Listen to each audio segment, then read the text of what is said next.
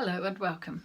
Today I'm going to do a watercolour and pastel mixed media drawing of a snowy winter landscape. This is building on the mixed media demonstration that I did in the previous video using acrylic paints. Today I'm going to be working on the Langton watercolour paper, which is a lovely textured heavy watercolour paper, and I shall be using that texture very much in this demonstration. With the watercolours and also with the pastels. They work very well together. I'm also using White Nights.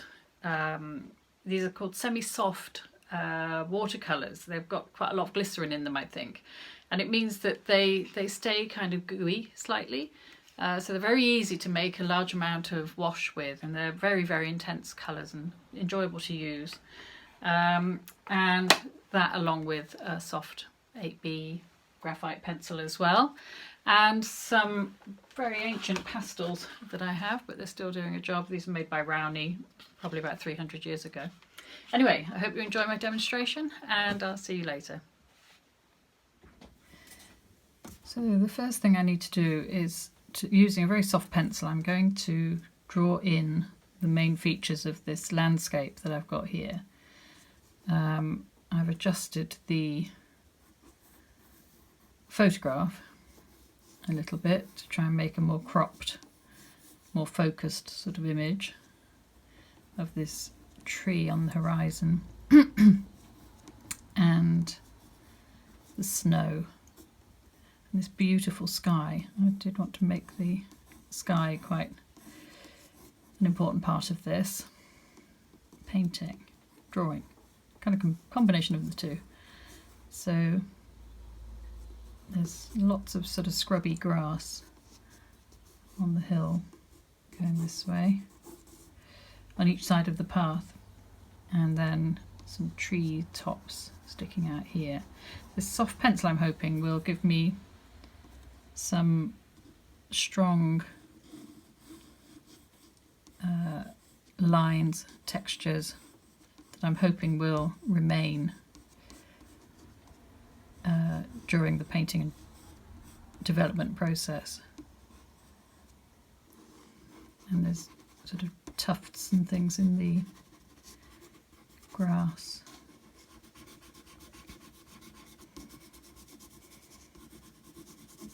Just using the pencil lead on its side a bit to block in these tree textures. I'm working on this watercolour paper, and using the pencil on its side is helping, the texture is helping me to create some good marks here, and the kind of roughness of the landscape. And the same over here, sort of brambles or something over here.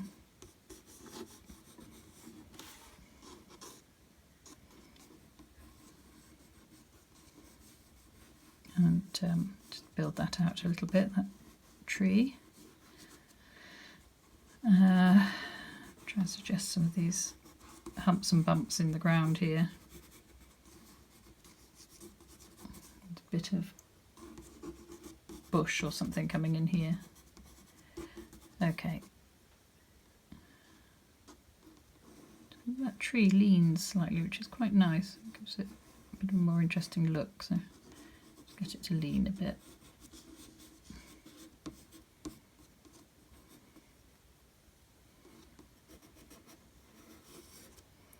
Nice shapes in this landscape. Okay, we're going to just do a little bit more of this.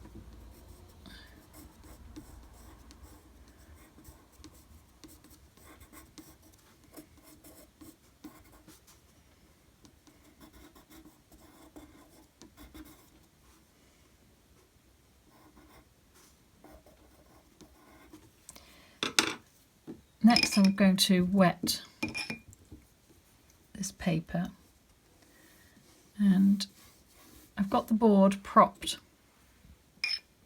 at 45 degrees from the table, so it's just leaning a little bit. So when I wet the paper, the water and my paint will just gradually run down the page. I'm just going to wet the sky to begin with. I'll work on the sky first. The important thing now is to let that soak in a bit. And if you tilt the board, hopefully you might be able to see it's slightly shiny. You'll be able to do this when you're on your own work. When you tilt the board, this is now really glossy and shiny where the water is sitting on the surface at the moment. But in a few minutes' time it will start to be absorbed by the paper and it will go much more matte. And you want it at that point where you can still see the water, that it's kind of damp, the paper is damp. Don't want it running too far down here, this is kitchen roll. But you want the surface water to soak in a bit, because if you go in too quickly with the watercolours, you end up with cauliflowers. There's so much water on the surface that it will wash the pigment out to the edges or out to the splodges of water, out to the edges of those, and create cauliflowers and blooms in the paint, which you may not want. Now I'm mixing up a kind of sky colour. I think this might be a cerulean blue, but it seems quite nice. But I just need lots of it. So I've got some other blues here, just see what these are like. With these White Night paints, they're very, very strong colours, and they're quite dark in the tins, in these pans, sorry, so you can't always see quite what they're like until you start putting them on the palette. That's really nice. That's a combination of the two blues. I think this might be a French ultramarine blue here, and this one's a cerulean at a guess, something like it, maybe a cobalt actually. But that's good, we need lots of it. And fairly strong too, because the water on the paper is also going to dilute this paint. So you've got to get plenty of paint onto your palette. I am, in order to get those clouds in, I'm going to not lay a flat wash.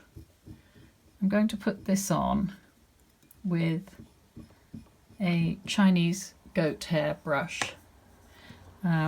Just load it up with the paint. You can see how much it sucks up. And I'm going to try and just put that on in a slightly kind of free style. And I'm thinking about the clouds as I do it. So I can add some water too, so we get dark and light blue. And this brush, it's quite nice just to lay it on its side and draw it across the work. And where the water ends, the paint will end. So the paint doesn't, unless you've got great big dribbles like that, which I can just tidy up with the brush.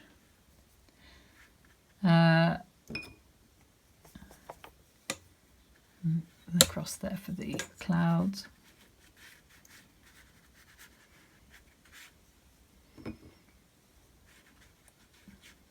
Some nice sort of dark cloudy things going on over here, which I can add more colour later. I want to make that blue more intense at the top. So just adding a bit more watercolour to that. And that brush just gives you a really nice, organic, interesting sort of mark. There's no sort of regularity about it, which I like. And I'm, at the same time, I'm just going to lift out where I want those clouds to be, roughly kind of following what's in the photograph. So they're coming in from the right hand pages. So this is just a bit of rolled up kitchen roll that I can dab off the paint bit, just rolling it into a bit of a lump and lifting out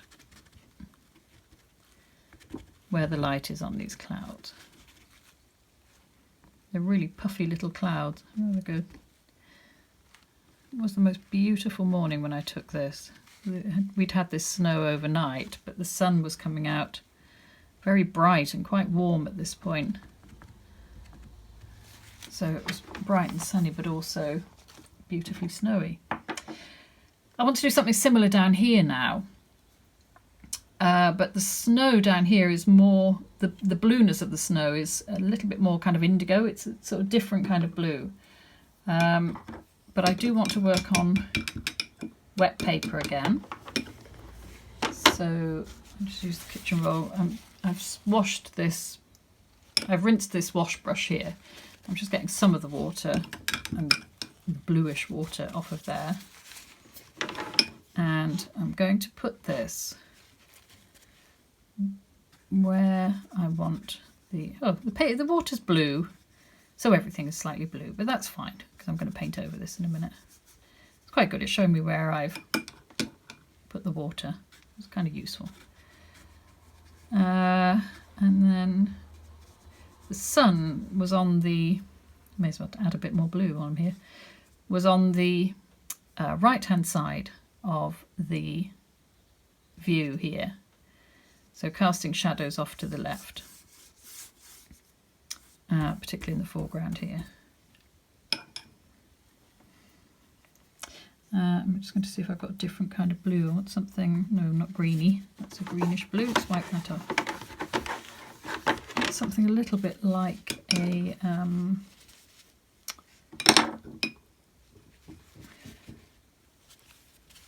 an indigo-y blue. Let's see what we've got.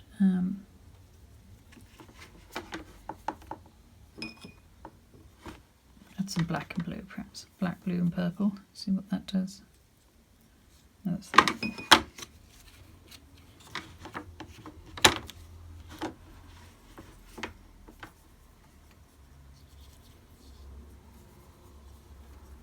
Actually, what I'll do, this is a French ultramarine. This is a French ultramarine here. And I'm going to put a little bit of something like burnt umber in it, just to kind of tone the blue down a bit. I think this is burnt umber. I've lost the chart that came with these paints, which would have been quite useful really. If only I was as organised as I tell my students to be. But we can kind of guess. Okay, so now I'm going to paint it on top of these wet bits. I'm going to put in some darker, shadowy colours. That's okay. I'm going to be quite generous with it, and I'm letting this goat brush just going to do its thing, because it's not that tidy a brush. It you know, it's got the odd stray hairs that give each mark a lovely kind of texture. If you haven't got one of these, you can just use a large round brush on its side like this. I'm basically kind of doing a watercolour painting at the moment, but what I want to do is add to this with the chalk pastels in a minute. It's going to have to dry, and there are tracks in here where people have been sledging. So I'm going to add extra textures and details with the chalk pastels in a moment. But this will need to dry off first. I can't draw on it until it's dry. Oh, it's a lovely colour for the snow. So that's ultramarine. Just adjusted slightly with something like a burnt umber here, I think. You can see this. And just where the deeper shadows are, I can add a little bit more. Really sculpting the landscape as I do this, get a sense of the shape of this.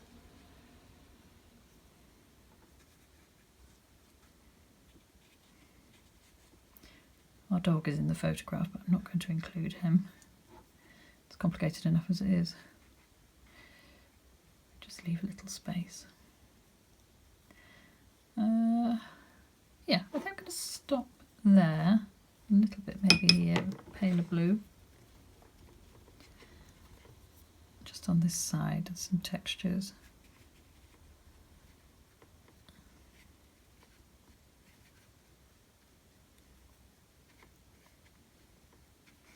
And these lines going across where the sun is picking up on the grasses on this side.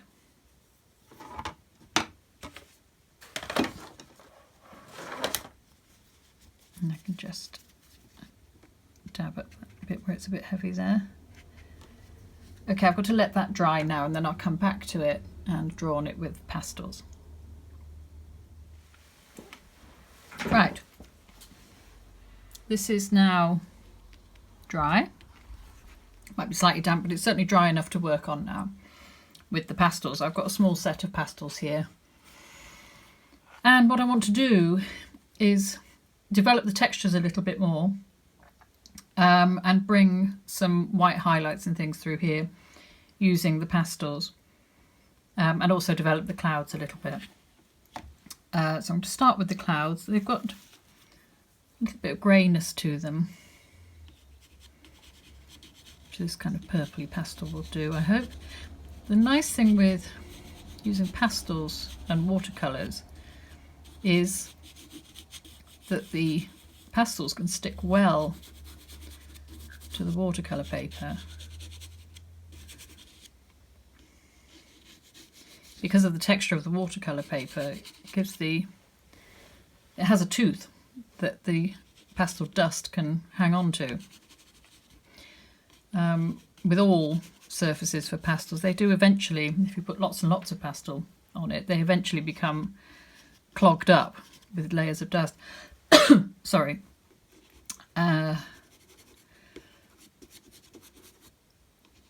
But certainly with this pastel paper it will hold a good amount.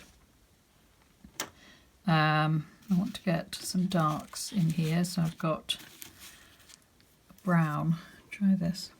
Because with any pastels you're limited by the number that you've got. You know, the colours are limited to what you've got. It's one of these occasions when you really do benefit from having a lot of the kit. With paints you can mix so many colours, but with pastels it does help if you've got a few more to choose from, if you want to get, you know, variety of colour in your work. With this I'm really thinking about the tones more than the accuracy of these colours. So I'm using this dark kind of burnt umber colour just to add some dark tones and warmth to these details in the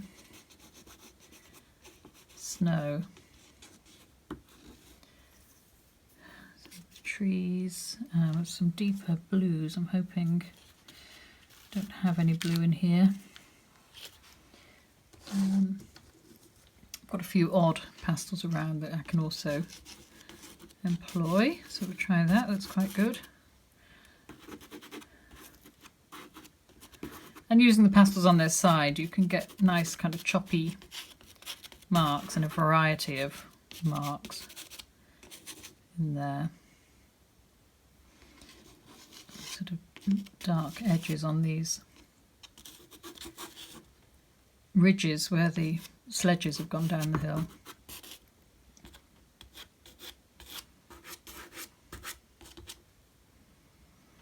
In the foreground here they're quite dark. These darker shadows in the snow become darker still in the foreground. Really three-dimensional. The feel of the snow is coming up really three-dimensionally on this work now as I'm developing the tones a bit more. I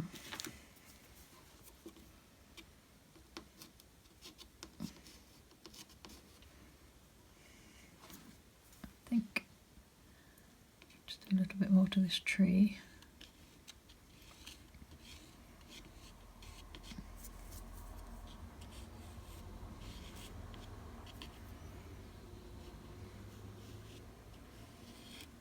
Bit of a landmark, this tree, just on its own at the top of the hill. There's a bench at the foot of it as well, which is a lovely spot to enjoy the view from. That's good. And a bit of greenishness in there if I can get it. Well, this might be good. A bit of gold. Ooh, broken. This is a bit like a yellow ochre, which is rather nice on these the sun hitting these grasses is creating a sort of hint of warmth in here.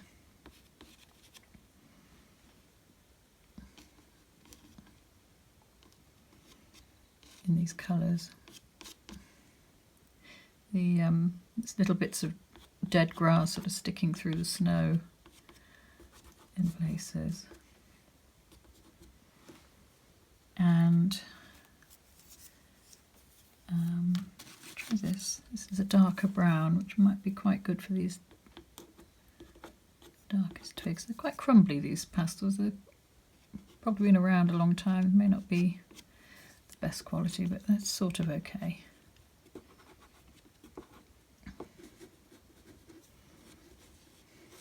I think this is a bramble sticking up over here. And all these things have shadows corresponding to them.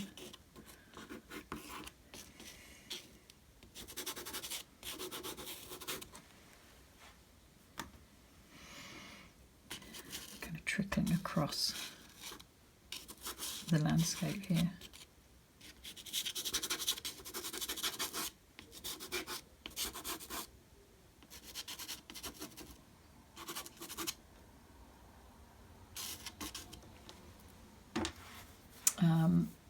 Going to use, just to get a change of texture, I'm going to use some rolled up kitchen roll and just smudge the shadows in the clouds. It's just to make them different from the landscape, otherwise it could look a bit samey.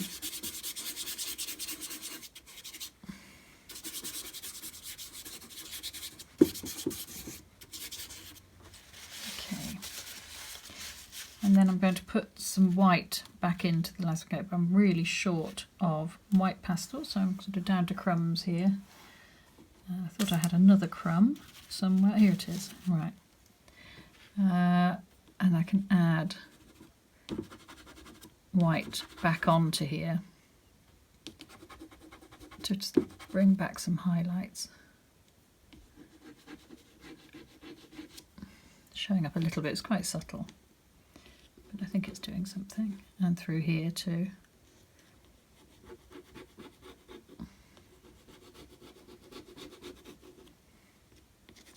And blending with what's underneath, but I quite like the colour that's making, so that's all right.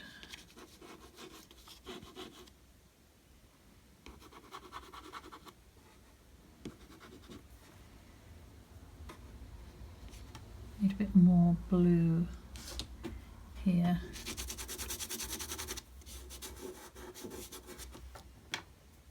And put some white onto it. The pastels and watercolours just seem to really suit each other. There's a little bit of snow. I'm trying to go left-handed here so you can see what I'm doing, but the there are stalks sticking up here, and I'm just bringing those out in the white too.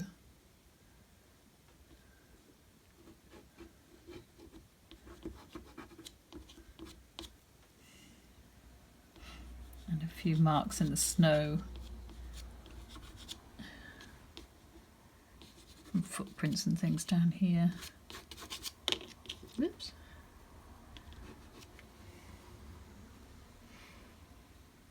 And up here there's a bush with snow piled on the twigs. Partly it's smudging what's there, but I am also able to add white.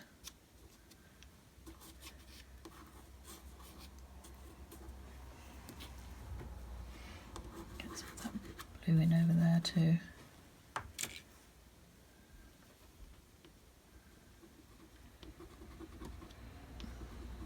I'm to press quite firmly, kind of push it into the paper a bit there to get it on top of the watercolour paint.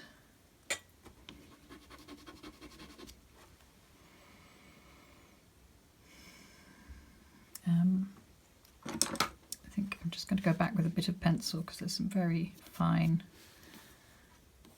marks I can sort of draw back into the pastels with the pencils, just to kind of get these finer twiggy things going on.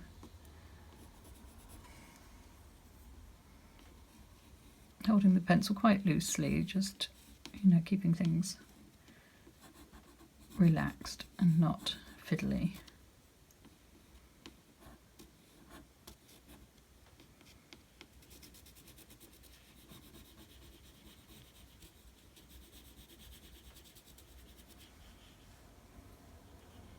Just some lovely textures, and it's nice to use those as much as possible.